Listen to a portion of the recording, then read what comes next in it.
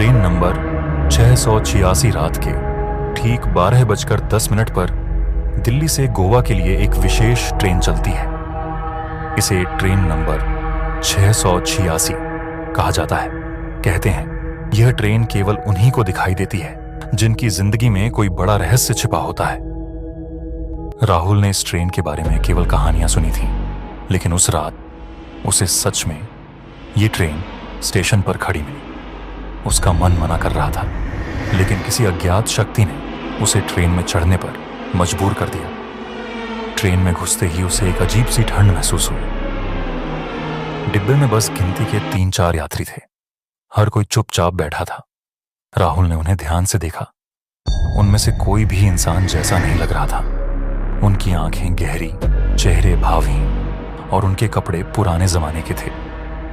राहुल ने अपनी सीट पर बैठने की कोशिश की, तभी अचानक लाइट झपकने लगी। उसके ठीक सामने एक बूढ़ा आदमी बैठा था, जिसकी आंखें लगातार उसे घूर रही थी। राहुल ने आंखें चुराईं, लेकिन वो आदमी धीरे धीरे मुस्कुराने लगा। जैसे ही ट्रेन चली, राहुल ने महसूस किया कि वो बाहर के नज़ारों को पहचान नहीं पा रहा था। स्टेशन, पेड़, पहाड़, सब कुछ धुंधला और अजीब लग रहा था। ऐसा लग रहा था जैसे ट्रेन किसी दूसरी दुनिया में जा रही हो।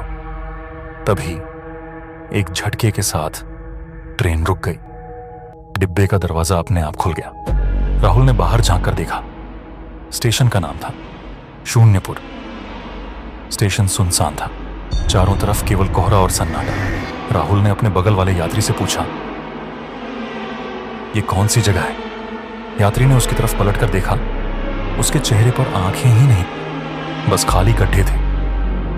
उसने धीरे से कहा, ये तुम्हारी आखिरी मंजिल है। राहुल डर के मारे चिल्लाने लगा।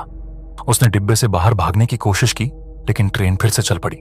तभी उसे कोच के कोने से किसी के रोने की आवाज सुनाई दी। उसने डरते हुए उधर देखा।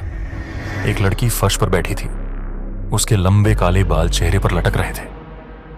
राहुल ने हिम्मत जुटाकर पूछा, तुम कौन हो? लड़की ने धीरे से सिर उठाया। उसकी आंखें पूरी तरह काली थीं। उसने कहा, मैं वही हूं जो तुम्हारे अतीत का हिस्सा थी। तुमने जो किया उसकी सजा भुगतने का समय आ गया है। राहुल को अचानक अपनी गलती याद आ गई। कुछ साल पहले उसने अपने दोस्त के साथ धोखा किया था और उस घटना के बाद उसका दोस्त गायब हो गया था। ट्रेन की लाइटें झपकने लगीं। अचानक सभी यात्री अपनी सीटों से उठकर राहुल की ओर बढ़ने लगे। उनके चेहरे भयानक हो चुके थे। राहुल चीखते हुए कोच के आखिरी हिस्से में भागा, लेकिन वहां कोई दरवाजा नहीं था। चारों तरफ केवल गहरा अंधेरा। ट्रेन एक बार फिर रुक गई। बाहर एक गहरी खाई थी।